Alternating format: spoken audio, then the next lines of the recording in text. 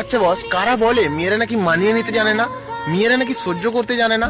আজকে আমি বলবো মেয়েদের কিছু চাপা কষ্ট, যেগুলো মেয়েরা চেয়েও বলতে পারে না।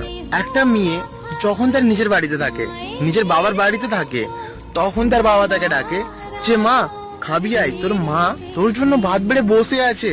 আর অপরদিকে যখন মেয়েটার বিয়ে হয়ে যায়, তখন সেই মেয়েটা পরিবারের সংসারের সবার জন্য ভাত বেড়ে বসে থাকে, নিজে না খেয়ে। কিন্তু তাকে আর কেউ ডাকে না যে মা তুই খাবি আয়। যেই মেয়েটা তার গোটা বাড়িটাকে লাফিয়ে লাফিয়ে মাথায় তুলে ফেলতো, মা খাইয়ে দিত, বাবা আদর ভালোবাসাতে ভরিয়ে দিত।